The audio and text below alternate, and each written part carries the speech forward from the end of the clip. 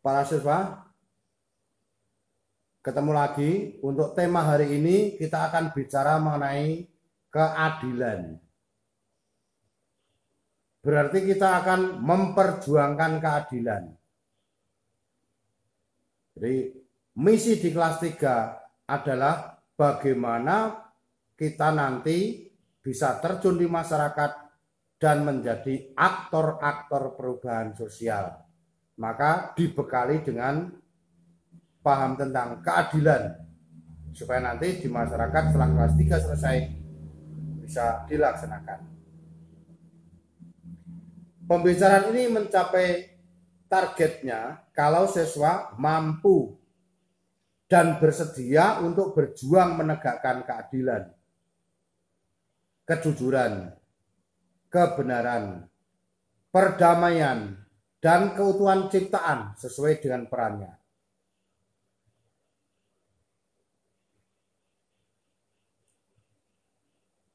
Tujuan pembelajaran. Para siswa diajak untuk menganalisa sebab-sebab terjadinya rekayasa atau manipulasi dalam negara dan masyarakat. Supaya nanti siswa bisa menjelaskan bentuk-bentuk rekayasa yang dilaksanakan di sekolah-sekolah. Supaya nanti siswa bisa menafsirkan arti dan makna firman ke-8 dari 10 perintah Allah yang ada dari kitab Keluaran bab 20 ayat 16. Supaya siswa bisa menjelaskan arti tentang kebenaran.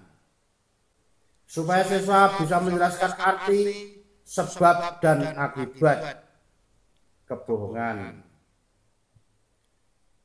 Supaya siswa bisa membela kebenaran dengan meneladani sikap Yesus dan berani menanggung risiko dari berani mengkritik yang salah.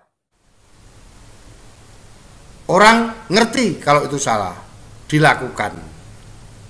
Kalau kita mengkritik mereka yang salah, mereka belum tentu terima. Bisa marah, bisa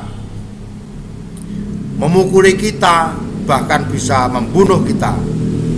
Maka Yesus pernah mengatakan, "Aku datang bukan membawa damai, tetapi membawa pedang." Artinya adalah ketika kita melaksanakan ajaran Yesus untuk mewartakan keadilan, kejujuran, kita bisa ditolak oleh orang itu, dan itu menimbulkan pertentangan, bahkan kita bisa dibunuh dan sebagainya ya. Nah, di masyarakat kita sekarang ini bisa melihat beberapa situasi, salah satunya kasus penggusuran. Kalau penggusuran pindah tempat, kemudian tanahnya diganti dengan harga yang layak, itu masih dianggap wajar. Tetapi kalau diganti dengan harga yang lebih kecil, kemudian harus pindah di sana di tempat yang baru nggak bisa beli tanah untuk tempat tinggal, maka ini namanya penggusuran yang merugikan. Apalagi ketika penggusuran itu dengan cara menipu, besok di sana akan dapat ini, besok di sana akan dapat ini, atau kemudian sudah ditipu tidak berhasil, masih dengan cara kekerasan. Nah, ini fakta-fakta ketidakadilan. Dan biasanya terjadi kekerasan seperti itu karena orang yang melakukan kekerasan itu biasanya sudah dijanjiin tentang uang. Kalau sudah menyangkut mengenai uang, maka cara seperti apa akan diambil.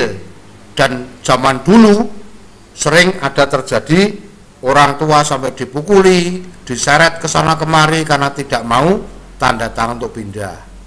Apakah zaman ini masih ada? Yang kedua, kasus korupsi. Korupsi itu kan memakan jatahnya orang lain. Dia makan sendiri. Nah, biasanya korupsi seperti itu sembunyi-sembunyi. Kalaupun akhirnya ketahuan, membuat rekayasa alasan yang macam-macam sehingga nanti orang lain akan kelihatan sangat dirugikan. Ini kasus korupsi. Mungkin merekayasa laporannya beres, tapi ternyata itu banyak yang nyelip ke sana kemari, dan itu haknya orang lain itu dimakan, berarti ada unsur pemerasan, dan itu menjadi tidak adil. Lalu yang berikut, enggan membayar utang.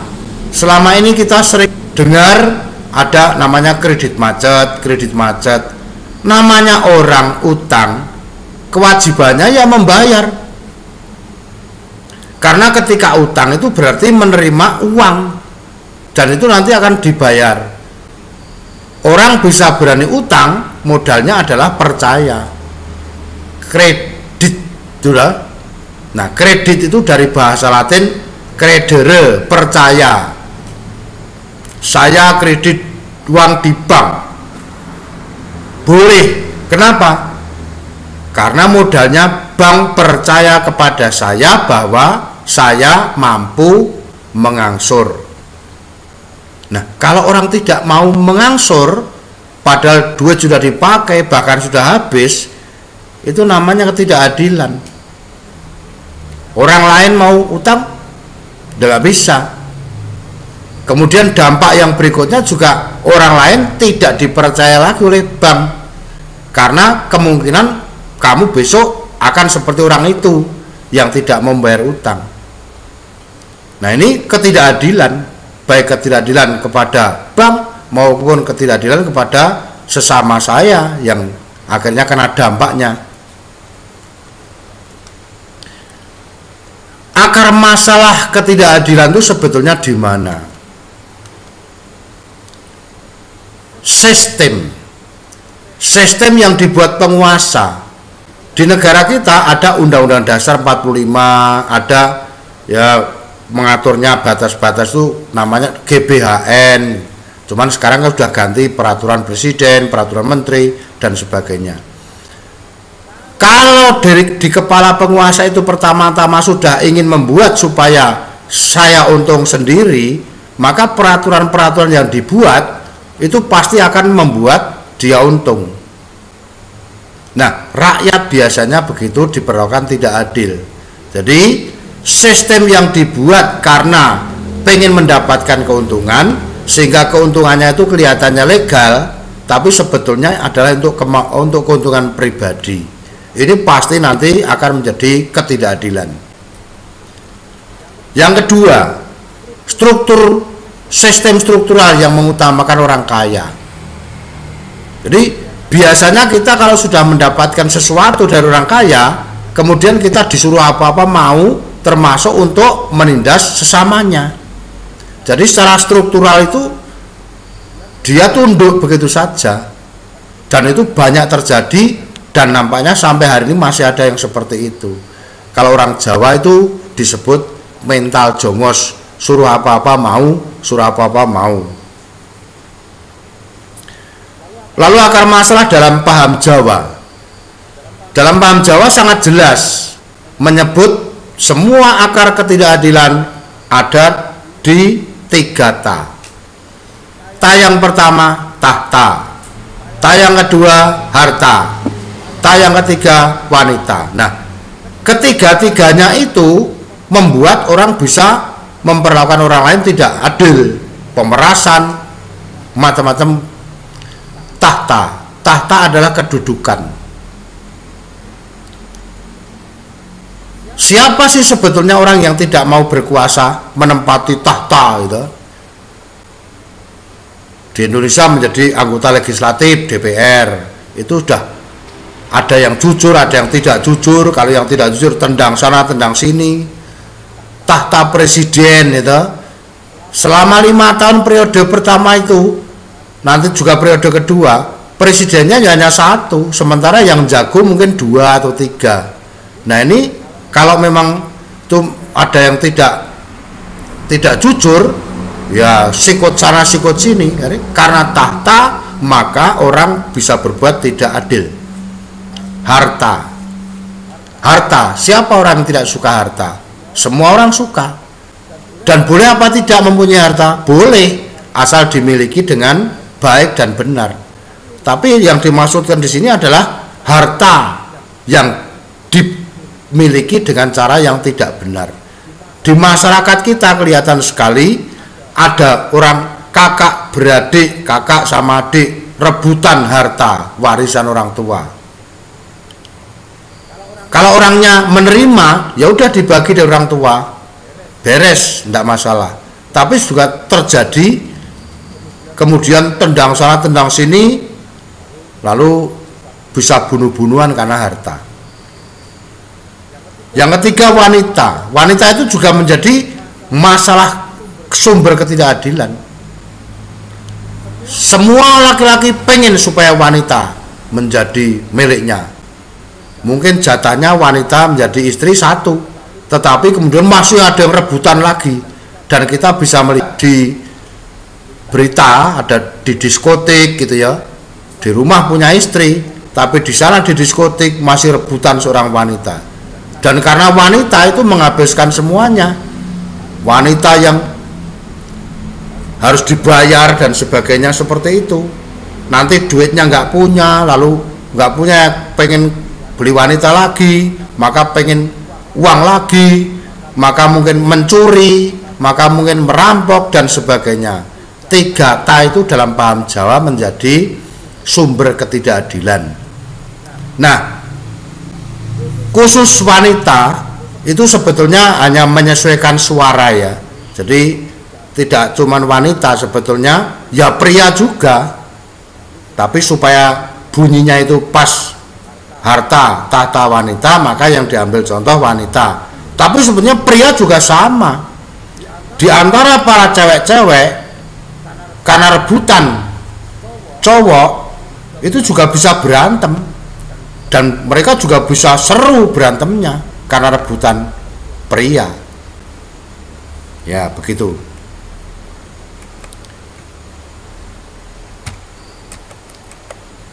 Pengertian keadilan. Arti yang pertama, adil distributif.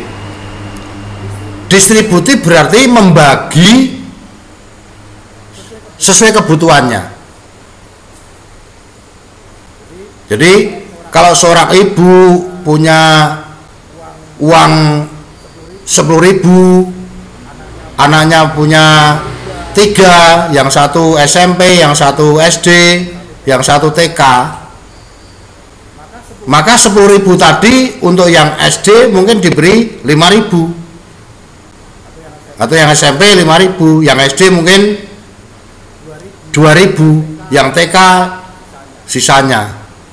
Loh, kok tidak sama? Ya memang tidak sama. Dalam pengertian adil distributif itu didistribusikan sesuai kebutuhan. Anak SMP lebih butuh banyak uang daripada anak TK, apalagi yang anak TK itu sekolahnya di samping rumah, kan tidak begitu banyak uang yang dibutuhkan. Maka secara nominal tidak sama, tapi itu disebut adil, yaitu dalam pengertian adil distributif. Yang kedua, adil komutatif, yaitu membagi dengan sama rata, secara nominal sama rata. Jadi seorang ibu punya anak 3, punya duit 10.000, ya 10.000 dibagi 3 sama rata, mendapat 3.000, 3.000, 3.000 ya. Itu adil. Tetapi kalau melihat kebutuhan bisa terjadi merasa tidak adil. Yang anak SMP 3.000, yang anak TK yang tidak butuh apa-apa dapat 3.000. Sementara yang TK rumahnya dekat, makanan sudah bawa dari rumah, tetapi itu juga disebut adil, yaitu adil komutatif. Maka ketika orang bicara mengenai keadilan, itu harus jelas dari sudut keadilan mana, distributif atau komutatif. Lalu arti yang ketiga, adil itu legal. Legal. Legal itu dari kata lex. Lex bahasa Latin. Lex itu buku. Jadi secara tertulis, ya apa yang tertulis? Misalnya adik-adik SMA, maka nanti kalau udah lulus dapat ijazah, sesuatu yang tertulis. Atau pokoknya anak SD juga sama, ketika udah lulus dapat sesuatu yang tertulis, yaitu ijazah. Nah, bila nanti bekerja sesuai dengan ijazahnya itu, maka dia mendapatkan keadilan legal. Jadi dia mendapatkan sesuatu sesuai dengan apa yang tertulis. Ini juga namanya keadilan legal. Makna keadilan. Hak setiap orang. Keadilan itu hak setiap orang. Jadi harus mendapatkan keadilan. Mau yang orang pejabat tinggi, mau orang pejabat yang rendah, mau orang bawahan, orang pinggiran, harus mendapatkan haknya. Memang beberapa kasus kita kelihatan kadang-kadang kalau terhadap rakyat kecil, mencuri ayam satu ketangkep penjara 3 bulan. Korupsi 1 miliar penjara berapa bulan? Dendanya 100 ribu. 1 miliar 100 ribu masih untung. Tapi kalau orang yang kecil mencuri ayam memang butuh untuk membelikan susu anaknya, ternyata tertangkap, sudah dipukuli, dan penjara tetap menanti 3 bulan. Nah, lalu yang berikut, bagaimana atau kita mengapa harus berjuang untuk keadilan? Ya, pertama, karena keadilan itu memang sebuah keadaan, tiap orang perlu diperlakukan adil. Kalau setiap orang sudah diperlakukan adil, maka nyaman kok hidup ini. Lalu yang kedua, keadilan itu menjadi sebuah tuntutan. Harus adil, itu harus adil. Supaya adil harus ada tindakan. Bagaimana mewujudkan keadilannya itu? Memang tadi ada 3 pengertian tentang keadilan. Maka harus dijalankan di tengah-tengah. Jangan ikut komutatif, jangan ikut distributif melulu, begitu. Jadi sebuah kebijaksanaan, sebuah kebijakan mungkin bagi kelompok tertentu dirasa adil, tapi bagi kelompok tertentu mungkin dirasa tidak adil. Kenapa? Karena memandang dari sudut yang berbeda, dan itu sama-sama ngotot menangnya, tidak mau ngalah. Nah, inilah yang sering terjadi di masyarakat kita, itu ada percekcokan, lalu mungkin timbul rekayasa dan macam-macamnya.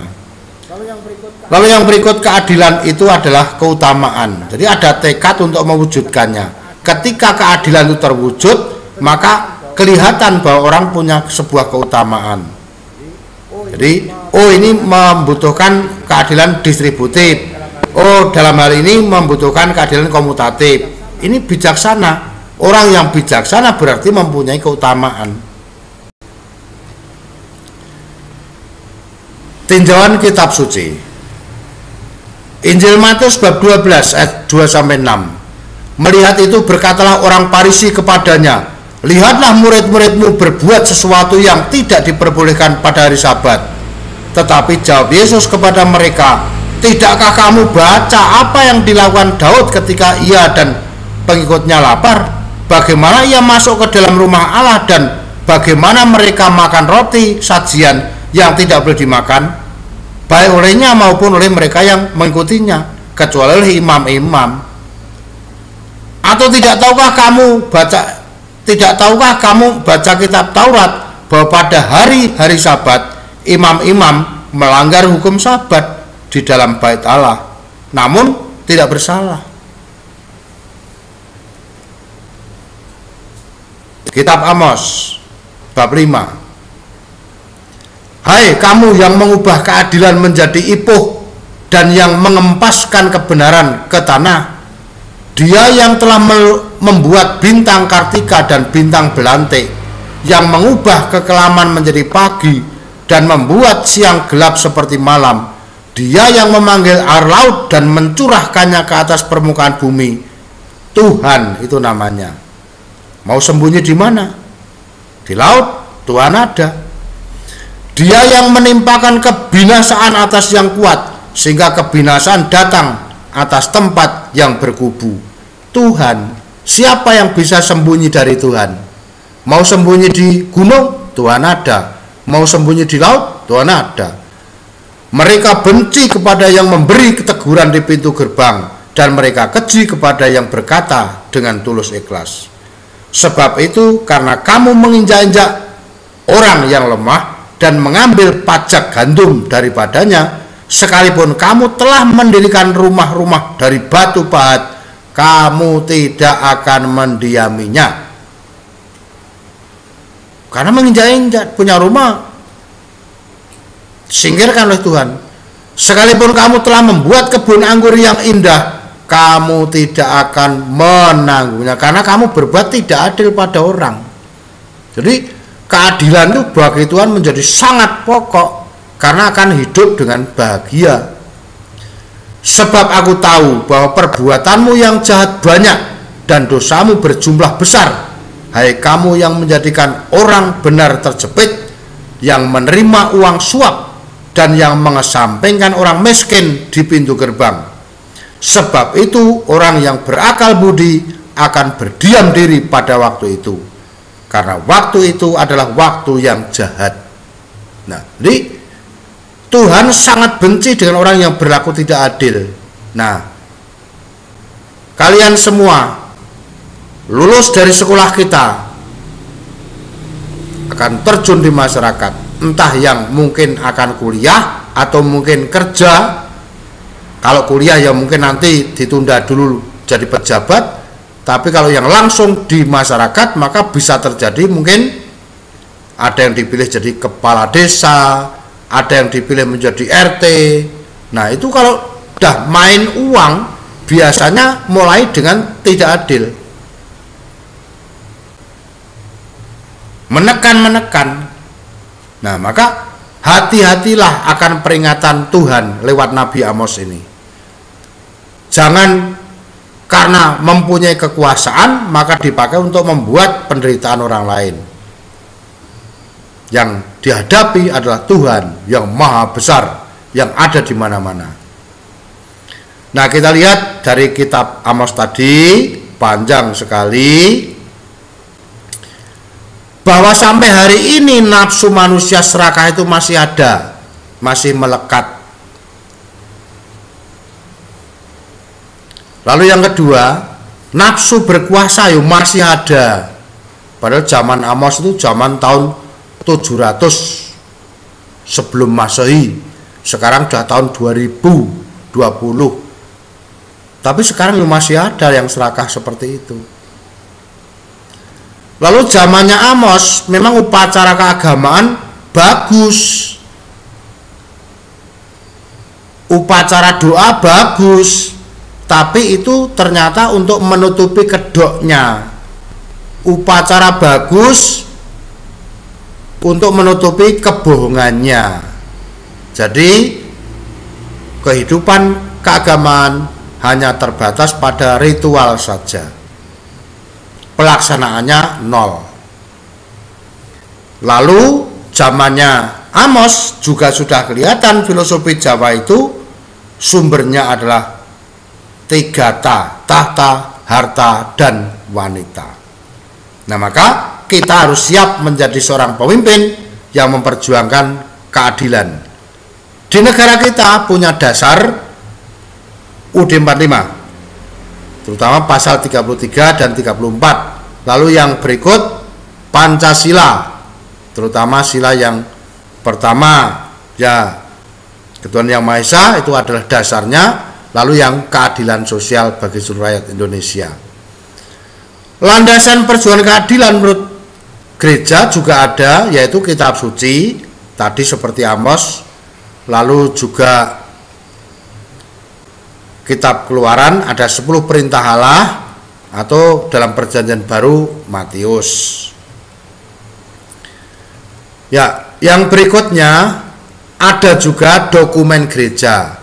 Jadi kalau kita mau berjuang untuk keadilan, dokumen gereja sudah memberikan dasar. Satu, yang namanya ensiklik Rerum Novarum. Ini zamannya Paus Leo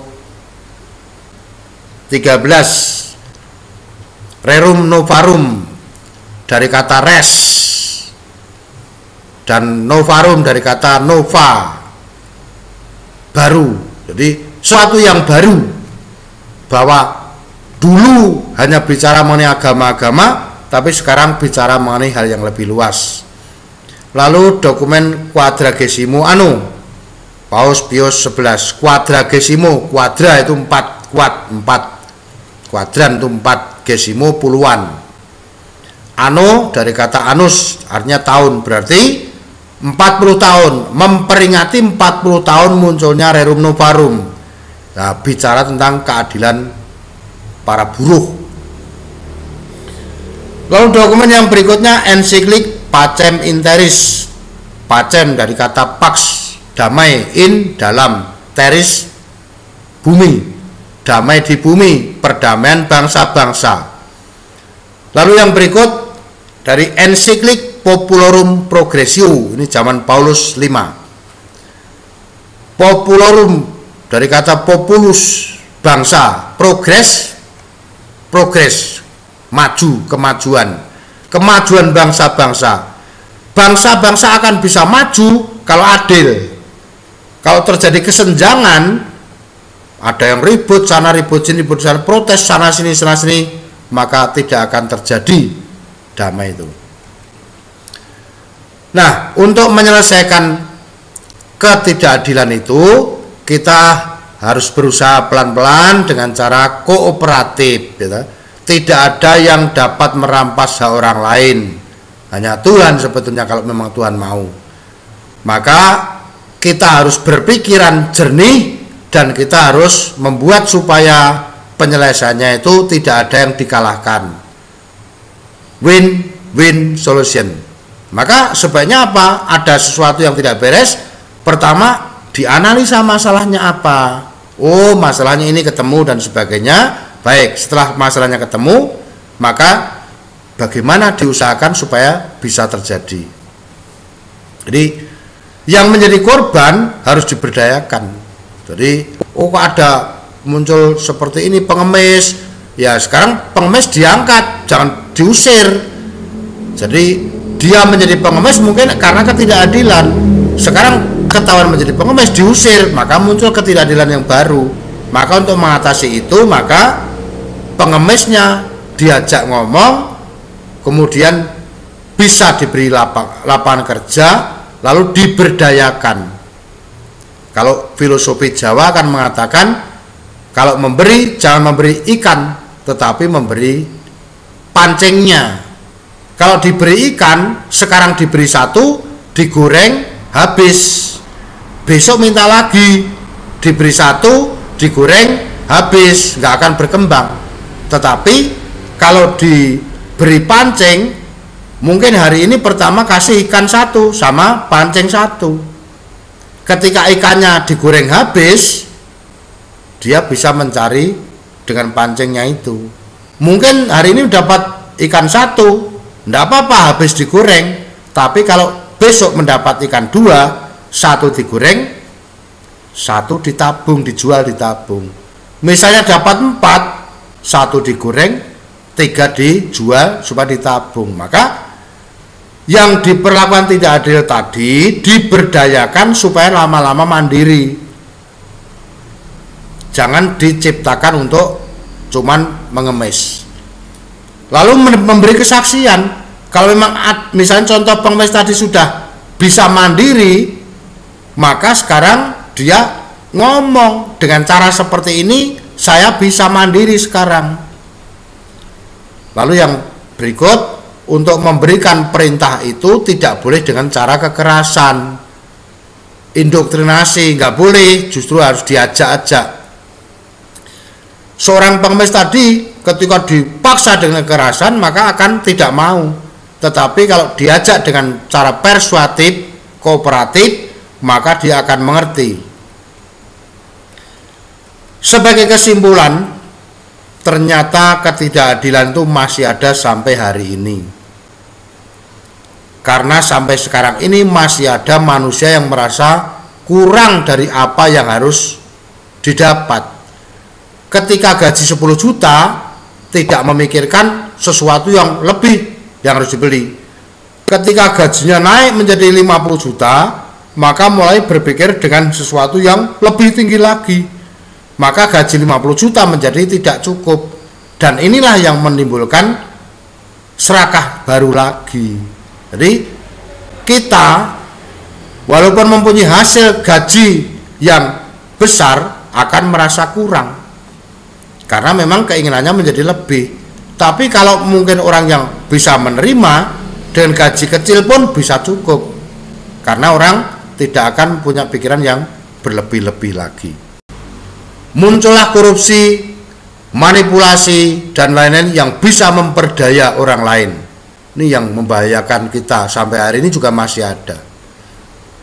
Nah baik, persiapan Anda adalah terjun di masyarakat, dan di masyarakat harus mengamalkan ajaran ini. Anda adalah aktor-aktor perubahan sosial di masyarakat. Masyarakat akan menjadi seperti apa? Andalah pemimpin-pemimpin masa depan. Pak Lurah, Pak Camat, Pak Carik, dan lain-lain semakin tua Andalah nanti yang akan menjadi estafet para pemimpin bangsa.